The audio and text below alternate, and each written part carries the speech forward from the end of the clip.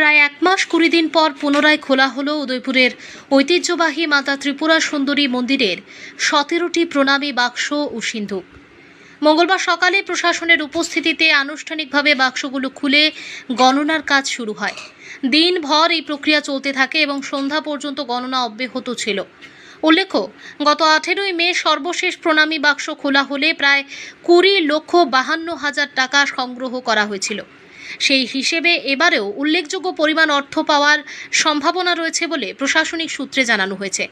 প্রশাসনের পক্ষ থেকে জানানো হয়েছে, প্রণামী বাক্সে ভারতীয় মুদ্রার পাশাপাশি বিভিন্ন দেশ বৈদেশিক মুদ্রাও পাওয়া গেছে। এতে স্পষ্ট যে মাতা ত্রিপুরা সুন্দরী মন্দিরে শুধু দেশের বিভিন্ন প্রান্ত থেকেই নয়, বিদেশ থেকেও বহু ভক্ত ও পর্যটক আসছেন। গণনার কাজ স্বচ্ছ ও সুষ্ঠুভাবে সম্পন্ন করতে গোমতী জেলা প্রশাসনের উদ্যোগে 17 সদস্যের একটি বিশেষ দল গঠন করা হয়েছে। কড়া নিরাপত্তার মধ্যেই পুরো প্রক্রিয়া সম্পন্ন হচ্ছে।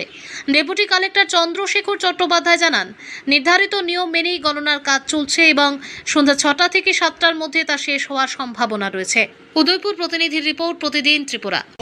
আমরা গত মে মাসের 18 তারিখে আমরা খুলেছিলাম। ওইখানে আমরা 20,52,000 টাকা আমরা পেয়েছিলাম।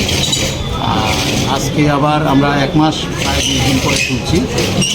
তো আজকে মনে হচ্ছে টাকা একটু কম হবে গতবারের তুলনায়। আমরা এখানে 16 জন আছি টোটাল, আমি সহ 17 জন।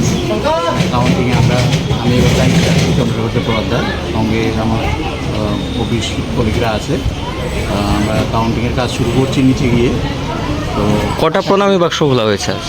টোটাল আমাদের এখানে ছোট বাক্সগুলো আছে 15টা, আর একটা বড় বাক্স আছে সিন্ধুকের মতো, আর একটা আমরা নতুন একটা এনেছি। টোটাল 17টা বাক্স আছে। টোটাল 17টা বাক্স থেকে আমরা মোটামুটি যা পেয়েছি আশা করি সন্ধ্যার মধ্যে গনে শেষ করতে পারবো। গনে আমরা জমা দিয়ে যাবো।